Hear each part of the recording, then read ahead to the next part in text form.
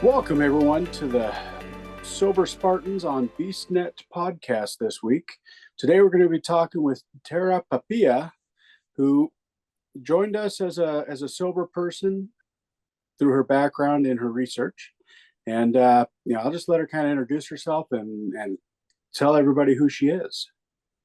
Thanks, Boggs, and thanks for having me on the show. I'm glad you reached out. My name is Tara Pipia, like Boggs said, and I'm originally from New York, moved to California in 2018. I started racing Spartan in 2016, just before I moved out here to California. Started with the Masters Elite division, and which quickly went away, and then moved over to age group, and now I'm kind of more into the DECA arena, but we could talk about that later. But regarding the book, during COVID, I'm a personal trainer, so I lost a lot of business. The gyms closed and whatnot. So I said, what am I going to do with my time? An Army veteran, I was in for 10 years, and I had the post 9/11 bill that I hadn't used. So I said, well, I might as well go to school. I never thought I would use it, and I always wanted a PhD. So I enrolled in school, and anyone who's in the military knows that the Army will pay you to go if you have the GI Bill or post 9/11. So that actually helped me survive during COVID. So thank goodness for the military. And I knew immediately when I went in, there's like day 2 in my class, I said, I know what I want to study. So I told my professor, I want to focus on how Spartan racing can help people in recovery. And the reason why is not because I was personally in recovery, although I do not drink, but that's by choice. But a lot of my friends were on the podium consistently. One was struggling with a meth addiction, and he was sober, I think at the time, maybe 6 years. The other one was an alcoholic and was sober for 20. And I just kept hearing all these stories of these amazing people in open ways and also age group and elite who struggled with addiction and now we're sober and just kicking butt on the course, for lack of a better phrase. So there I was. I knew right what I wanted to do, and my professor was on board with it. And ironically, he worked in the recovery field for many years, so he was like the perfect person to guide me. That took a couple years. Graduated. Wrote this very academically boring paper that no one probably will ever want to read. So I told that same professor I would like to make this a book that could help people, but make it readable. So I did just that. And that was quite the challenge, to be honest, because I kept trying to take the research out, but I wanted to leave some of it in. So I decided just to add a lot of pictures, add a little more context about those Spartans I just spoke about. I interviewed them for the dissertation, kept that in the book, and then added some more things about DECA, because at that time I started to get in the DECA arena, which also has a lot of people in recovery. This is what the book looks like. Sober Up Spartan Style, Recovery Through Racing. I got permission of all these gentlemen on the front cover. They pray before the starting line, this particular group. So that's the book. Lots of pictures. It's short, quick read. It's on Amazon. It's also on my website, tarapapia.com. And my goal ultimately is to get this book into rehab centers and correctional facilities so they can learn about these two sports. So when they come out, they have a community to belong to. So I'm trying to bridge that gap, because the first year of recovery is the toughest. 65 to 85% of people relapse, according to the research I've dug up here. In that first year, I'm trying to, hopefully save some people, bring them to this positive community where they belong. Because you walk into 24-hour fitness, maybe they say hi when you walk in the door, but then you're left to your own vices, right? And our community is completely different.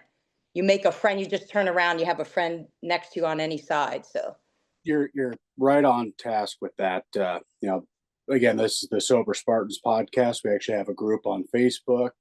We're actually going to be flying to Kilimanjaro and taking an adaptive athlete up in September.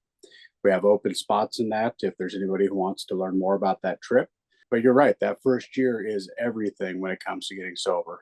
Myself, that was probably the first 6 months was the toughest time in my life.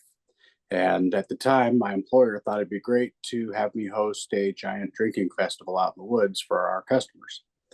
And I had to go buy everything and provide everything. And here I am struggling to be sober and having to host it.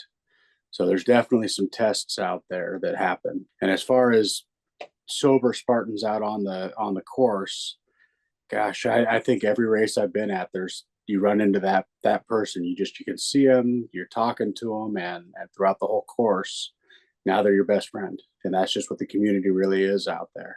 You talked a little bit about getting into Spartan back in 2016 and running the age group and masters, and now into DECA. How's that transition worked for you, going from the muddy courses to the arena? That's a great question. So at the time, DECA was like sort of new. I think it was right before COVID they kicked off. And I'm like, what a waste of time. I drive an hour to this event that lasts 18 minutes and I go home. So for a while there, I was a little bit resistant because, as Spartans, we're used to, especially for a beast or an ultra, you're out there for a while. And then not to mention you get there an hour or more early and then you hang out if you hang out for the podium or just to be with friends, right? So it's a whole day thing. So I resisted it for a while. But what happened was 2022, I went hardcore. I did a few decas here and there, but mainly Spartans. I went to the Spartan Trifecta World Championship in Greece, wound up getting third. This was in 2022. And then I got third only in the Deca mile for Deca Worlds. And then I got a heel spur. So 2023, like I was just burned mentally, physically. I started racing, and I don't know if you've experienced this. I started racing Spartan out of a compulsion. Like I have an addictive personality. I don't think you need to necessarily go down the path of drugs and alcohol to be an addicted type person. Anything I do is I do it too much. And that's what happened with Spartan. So I got very burned out emotionally, physically. I didn't want to go anywhere. I was signed up for all kinds of things and I didn't show up. And people were kind of worried about me. And I think I just forgot my why. I forgot why I was doing it. And it became just a compulsive act. So then finally, the heel spur, I couldn't run. So I said, well, there's a few DECA things. And then all of a sudden, DECA became the only thing I could really do. And I just fell in love with it because it is the same as Spartan in terms of the community. It's just a smaller pocket of time that you're torturing yourself, I guess. That's very true. And being in California, you have a lot of partner gyms that partner up with Spartan DECA and present a lot of those events. So you have a lot more access to it. I think up here in the Pacific Northwest, we barely get Spartan. We don't get Tough Mudder this year. It's just kind of all fading away up here. So I actually last year actually had to drive to Northern California to do a couple races with Mariana, our adaptive athlete in California that's got cerebral palsy and is deaf. But yeah, we don't have anything up here anymore. So all I have is local races, and this year Spartan is coming up here twice. No matter how addicted I get, I have to go all over the place to do them. And you talked about how it's not just drugs and alcohol. I mean, you have an addictive personality. There's people out there that's why they eat all day. There's people like that they develop OCD because they're addicted to things being exactly how they're supposed to be. So it is a lot more than just drugs and alcohol out there that people can be addicted to. And I've seen it like what happened with you, and I've seen with other racers that they go out 13, 14, 15 trifectas, and the next year they're like, I don't even want to think about a Spartan. I've done way too many of them. I signed up for dozens I didn't show up to, and they're right there, same story as you. What kind of keeps you going these days, now that you're kind of not able to run as much and you're doing all the decas? What motivates you to keep doing that? Thankfully, the heel spur is gone for the most part. So I got shockwave therapy, which was kind of expensive, but it was worth it at work. So I can do Spartan, but because I fell in love with DECA, I'm kind of hanging in that arena for now. So what motivates me, there's multiple things, but the first thing that comes to mind is other people. Mariana, I know her very well. She's one of them.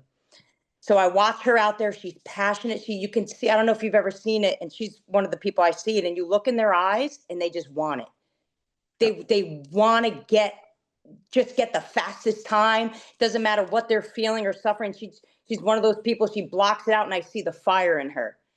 That's what motivates me. It's the fire in other people that reminds me of the fire within me. And I think that's what keeps us going. Could keep you sober, could keep you being a good parent, a good spouse, a good friend, just the fire for life. And which brings me to another thing that motivates me is my father who passed in 2018. a lot of his life he watched TV. I would say he was depressed. No one really said it back then, but he was very much introverted, a wonderful, very spiritual, loving man. I could talk to him and analyze the whole entire universe with him. But I think he was sad. He was missing other people, missing friendships and closeness. And then when he passed away, I'll never forget, he said, "Tara, I ran out of time." And I remember thinking, wow, like he had 2 weeks to live. That's just like that. So that meant so many things to him. But what it meant to me was that I have to live my life. Like, what do I love? And I love moving my body. I love doing it with other people in an arena. Like Deco Worlds this year was absolutely amazing. My mother came with me. We talked about my dad a lot, but like it's just making use of your time. We don't know when our time's up. So it doesn't have to be Spartan or Deca, but I think what motivates you should be what you're interested in, right? It should be your passion, which fitness happens to be mine. So yeah, just I don't want to run out of time. So that's another thing. Yeah, that is important. You know, your dad's generation was probably, you know, baby boomer era. That was the you got to be a man, be tough, you know, chin up. It's you're gonna be the man, and that is a very tough thing for a lot of people, and even traditionally now, men still have that stigma, and they don't want to talk about their feelings. And I don't know if you see Joey and myself and all the other people that are always posting, you know, 988 and talking about, you know, suicide awareness and mental health awareness, because it's you just have to be tough. You're not allowed to have feelings, and not just be a man. And we're trying to get past that and get people to talk about it and not do the wrong things, and either drugs, alcohol, or suicide. You know, we want people to be here. That's probably what your dad probably struggled with a little bit when he realized it was Mhm. time. Yeah, I agree. And I don't know if you saw, but I flew Mariana out to Florida to finish out her first trifecta in December. I know she was doing the trifecta and she was trying to work it to stay for Worlds, but I didn't know that you were the one out there with her. That's amazing.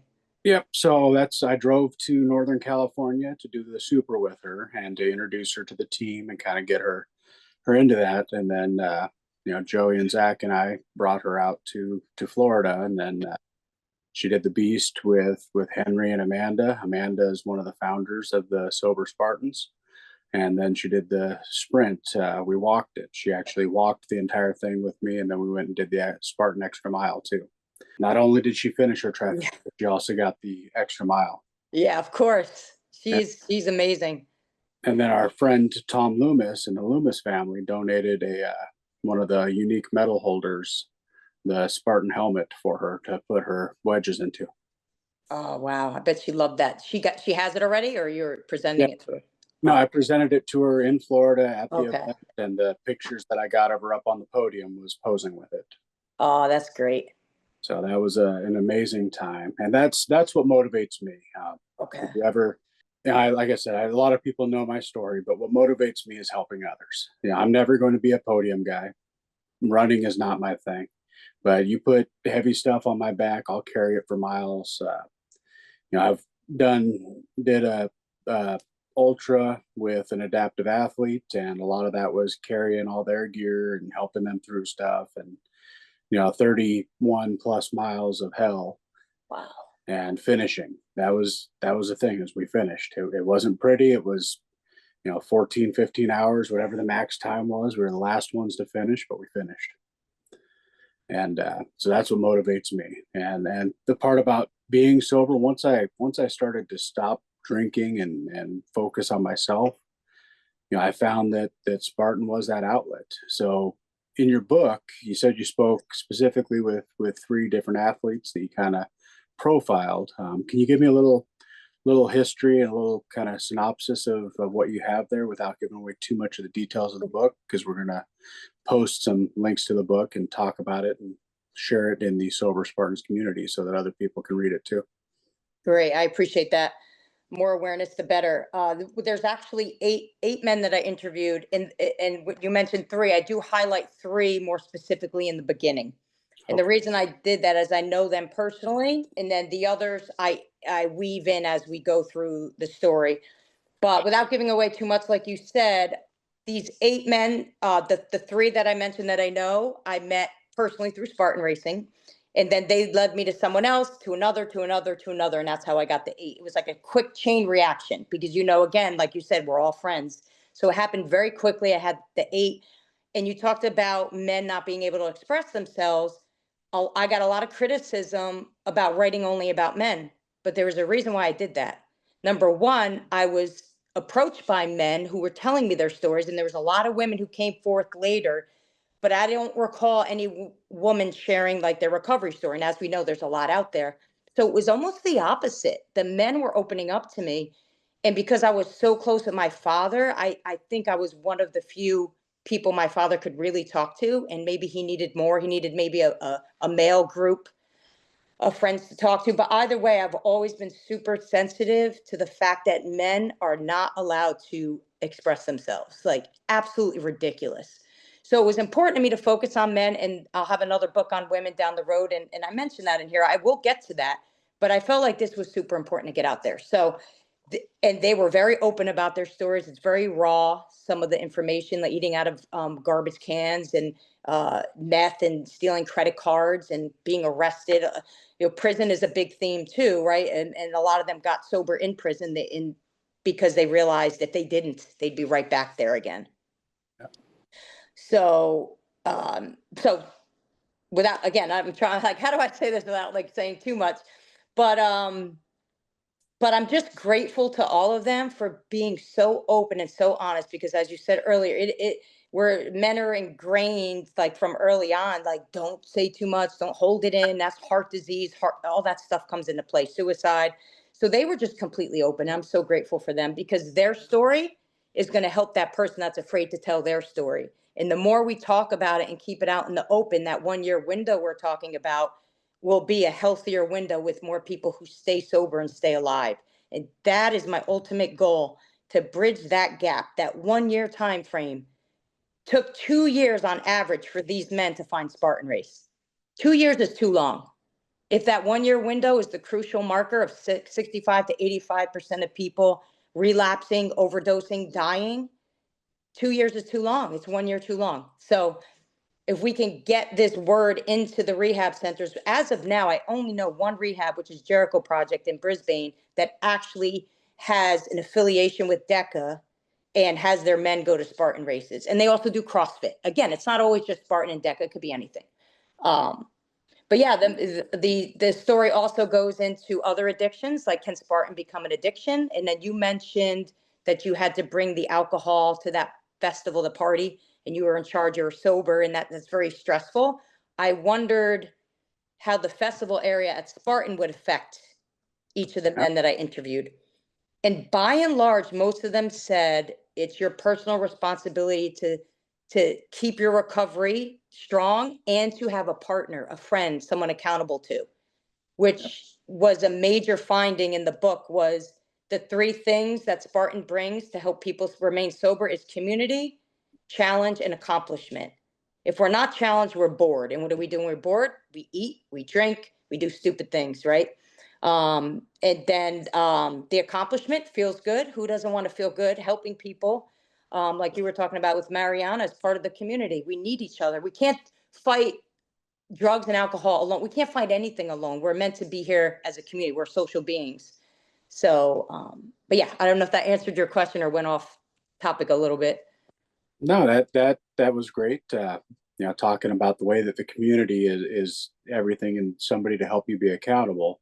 Again, back to that festival where I was having to host and supply alcohol. I had one of my buddies that worked with me, and I told him, if I start getting antsy or something, you need to pull me and go for a walk. And that's kind of how we went through my first year. The buddy that was helping me, he wasn't actually a sober guy. He stopped drinking to support me. Mm. And it was about 3 or 4 years that he didn't drink just to support me. And nowadays he's back to doing his own thing. He hosts some New Year's parties and drinks at them, and that's his dig. It doesn't bother me. These days, I always have to look it up, but I think I'm coming up on 7.5 years now. So it's been a while for me. After I got past, really after about 4 years, I stopped counting. I was just like, you know what? I'm good. I don't have the desire to drink. You know, people can drink around me. I don't really care. It doesn't matter to me. And that's kind of where I got to. And I don't personally see myself drinking again, but I'm an addict to keeping myself busy.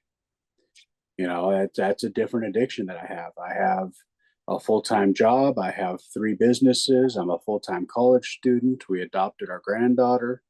You know, I from morning till night, my day is planned out, and that's probably some of my offset from being an addict.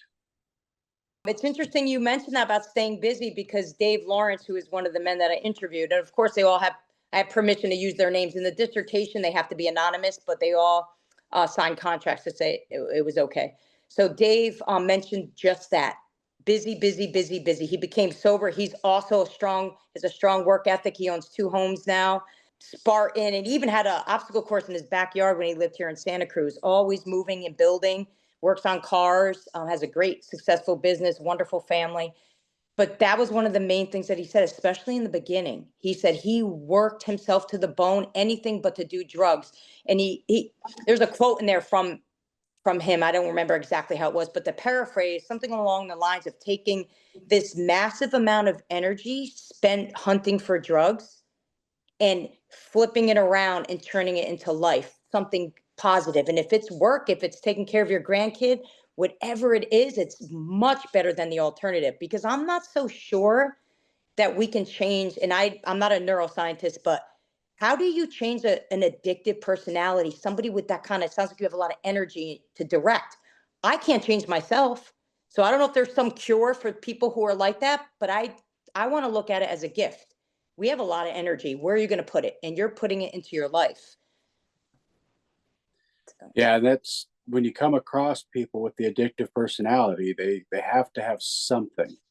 Because if they have nothing, they're going to go to, that boredom, that drugs and alcohol, that eating, gluttony, even Terry Crews, world class athlete and model, he's a sex addict, a recovering sex addict, and then that's just his personality, and that's unfortunately once you have that personality, you realize that you have to have something to focus on.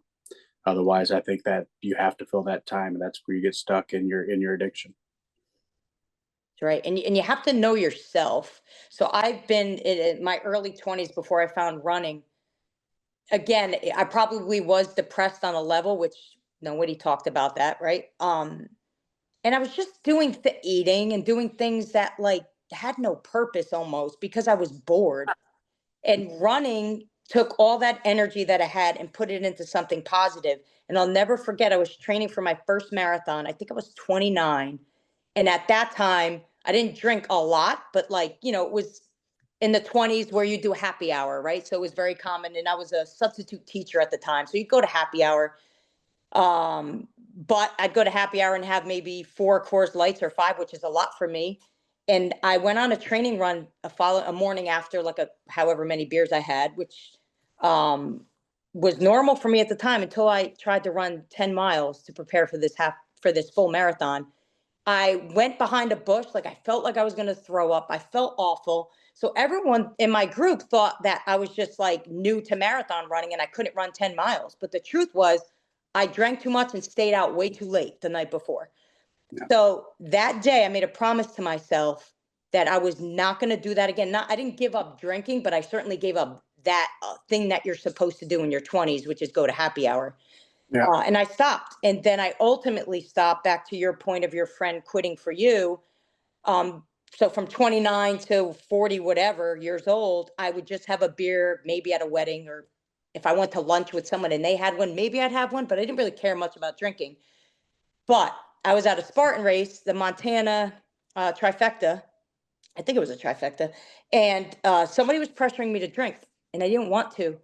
And one of the guys, Eddie Sanchez, who's in the book, was next to me. And this person, this Spartan, kept pushing this shot on me. And I'm like, man, I don't even like shots. Well, I drank it. And I looked at his face and he looked so disappointed. I like wanted to cry. I'm like, what did I just do? I'm in my late 40s and I gave in to peer pressure. It was just ridiculous. So that moment, I turned to him and I said, I'm never going to drink again. And he's like, no, no, you don't have to do that. You don't have to. I said, no, I'm done.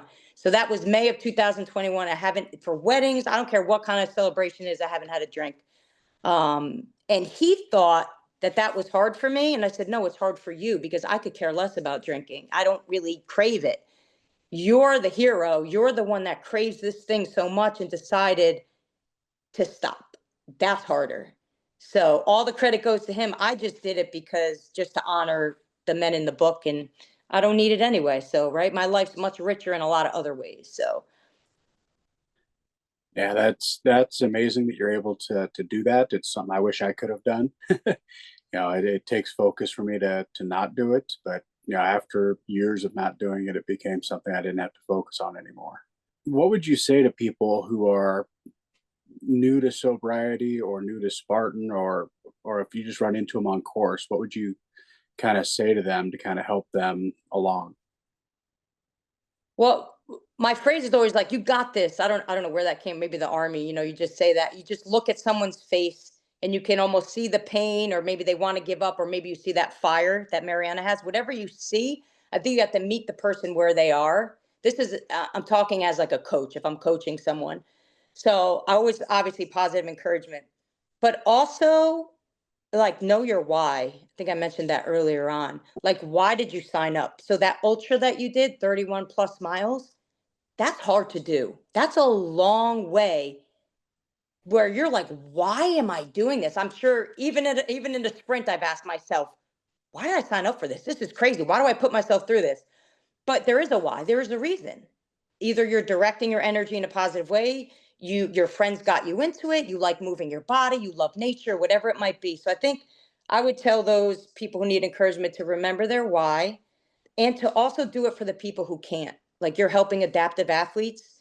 My brother unfortunately got in a motorcycle accident. He had a heart attack while he was on a motorcycle. He lived, but he's got a slight neurological thing. He limps a little bit and he hurt his hand.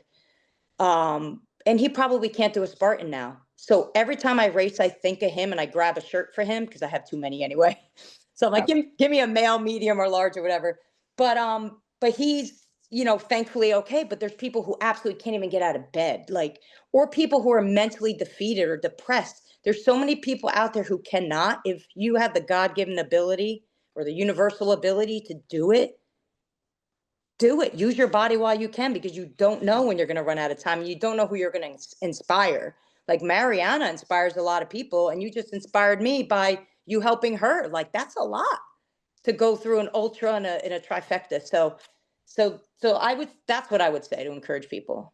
Oh, you said sobriety though. Like, I Yeah, guess I didn't focus on that part. that's all right. Sorry. Well, it's in the book. Read the book. It's all in there. Yeah, and I'm actually looking forward to it. I'll be getting a copy here in the mail from our friends at Amazon shortly. Okay. And you posted something online. You're doing a book signing soon, or has that already happened? No, that's correct. It's I believe on the 11th. I'm doing three, so they're all in January in the Bay Area. All right, So one's in Redwood City, the other one's in Lafayette, and the other one's in Fremont. all right. And they can find that information at your website, terrapapia.com. Uh, well, now they can if I put it on there. Sure. I just have a landing page. I'm not a huge techie, so I'm like, oh my God, that was hard enough. So I can add that on there, definitely on my Facebook. And if anyone wants a signed book anyway, they can reach out to me. I have copies that are ordered here, and then I can mail it to them. Or if they live close by, I can bring it to them too. Okay, because I know we do have some sober Spartans down in the Bay Area. I think there's some a little further south too.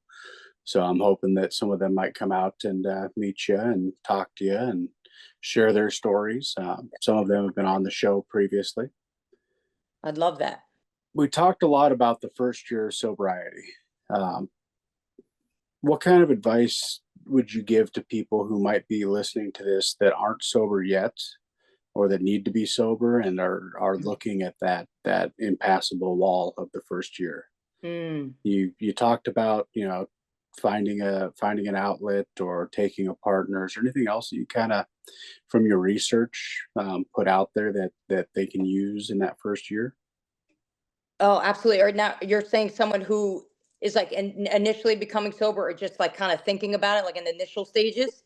Yeah, so I mean, different people find that they have to be sober in different ways. Sometimes it's a family intervention, sometimes it's a trip to jail, sometimes it's an auto accident. You know, there's something that usually is a trigger point, Right. and they're waking up, whether it's in jail or in a hospital or waking up in the morning and their family left them. You know, what would you kind of toss out there to them in that first year that they, from day one, they should probably, think of and maybe focus on? Some Mhm. people it's going to the meetings and for focusing on steps. Other people it's finding your why. Yeah. So kind of, is there any advice that you'd give on that first year? Yeah, absolutely. And you just said the first one, your why. Yeah. Just like the Spartan course, why? When you're struggling and you wondering why the heck you signed up and actually paid for this thing, there was a reason. So why? Was it jail and not wanting to go back to jail again? And I have friends who say, "Oh, you shouldn't." I heard it a lot. You should not become sober for someone else. But a lot of times it is for someone else. It's you, your connection with that someone else. So it's not actually just them. It's how you feel about them and how they make you feel and what you used to have, maybe. So maybe it's for a spouse, or maybe it's just for you not going to jail again. But everyone has a different why. And if they became sober, even just for 3 days, why? Did you feel like crap? Like, did you not like what it did to your body? Don't do that to your body anymore. That was your why. You don't want to feel that way. So easier said than done. But if you know your why, that's a start. Have a friend remind you of your why, like your friend, sober or not, like just someone who loves you and cares about you.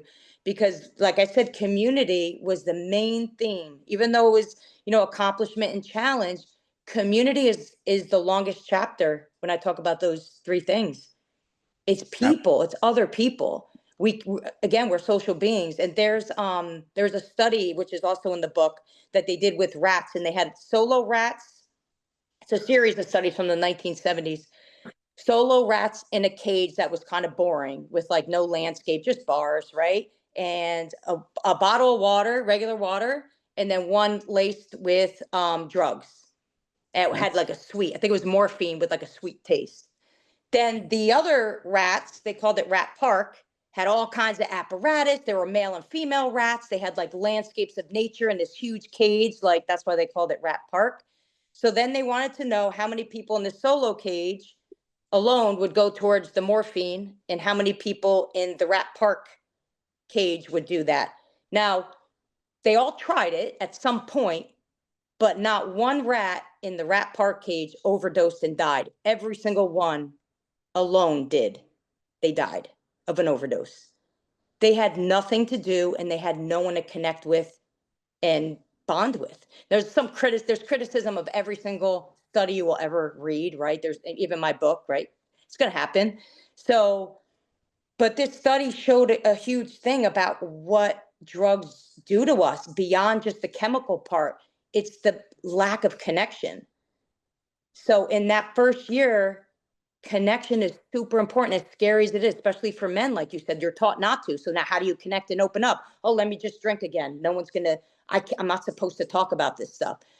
Be open. And Spartan and DECA is not the only avenue, but they are two avenues that provide that community and that support and that, like, you got this thing that I was talking about, that I tell people, like, I love everyone that's out there. I've never had so many friends in my life. I had a lot of kids in my neighborhood. We all were tight together, but now I have a whole Spartan community and a DECA community of friends all over the world. Like, look, we're friends already, and we don't even live in the same state, and we never met in person. I consider you a friend. So definitely connection.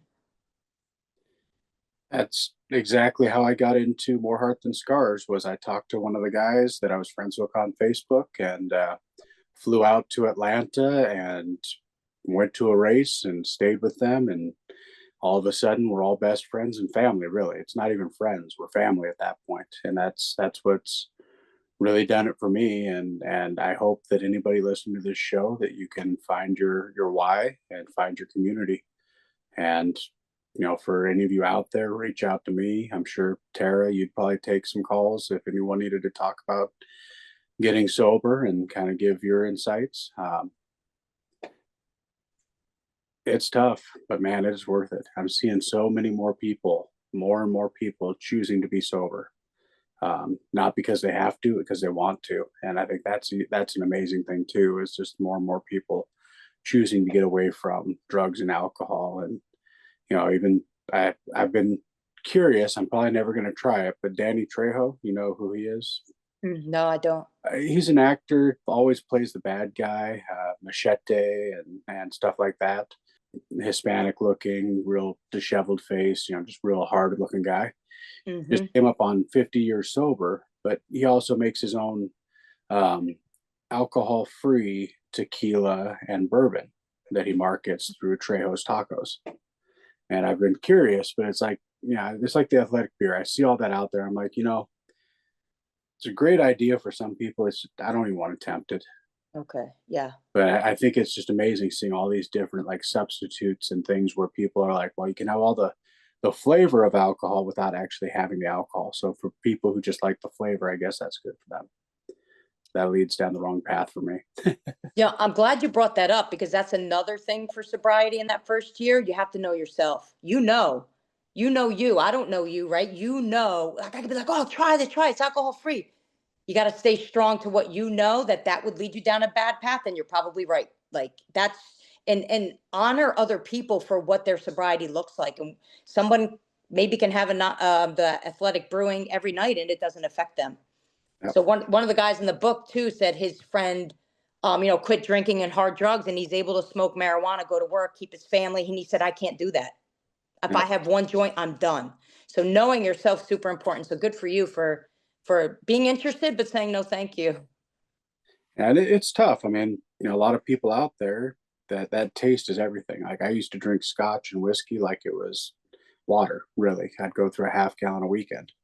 And that flavor is still out there. And I think that would be something that might trigger me back into it. And it's like, nah, I just Good for don't you. even want to try it. Kudos to you. So we've been talking for a little while. Uh, Hmm. I really enjoyed this, and I might just invite you back as a regular guest on the regular show to talk deck on Spartan in general. Um, is there anything you'd like to say to the listeners in closing, and maybe talk about your book a little bit more before we finish up today? Sure. I'd like to thank everyone for listening. And again, thank you for having me. I'm so glad you reached out. And the irony that it's New Year's Eve, I realized that as you were talking about the drugs and alcohol, and here we are saying choosing to be sober and being sober to save your life, like on New Year's Eve. There's nothing better than actually enjoying the transition into the new year, clear headed and all that.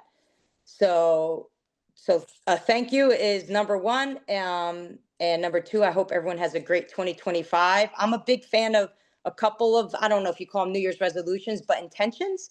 So I don't know if everyone out there has an intention, but I can't hurt to have one or two, right? To set you on the path. Kind of like when you sign up for an event, a Spartan or a DECA, I have something in my mind. Like maybe I want to get on the podium, or for a DECA, I'd like to shave like even 2 seconds off your time is amazing for DECA. So 2025, I have a few things that I'm looking forward to. And you met about the book.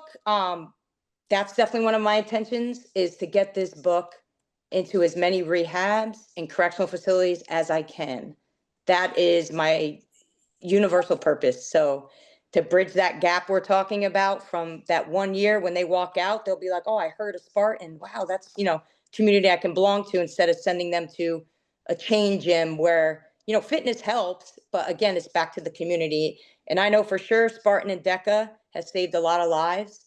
Not to say CrossFit and other brands can't. I don't care what it is. Just use something, some community with fitness to help. So if anyone knows any way, connection to get this into more places, please reach out to me. I'm working with a few people right now. Jonathan Hastings is one of them, where we're trying to make that happen with the correctional facilities and rehab centers. So, Well, I really appreciate you being on. And I reached out to you because my intention was to start the year with an episode focusing on sobriety for all those people who today is their last day drinking, and come Monday morning, maybe they'll Mm. pick this up and listen to this and be like, huh, I'm 3 days sober. Maybe I'll go ahead and keep this going. So that's what my intention was of having this today, was to hopefully have some people use this as their starting point. So thank you, Tara, for coming on today. And thank you for your good work. Yep. Appreciate you.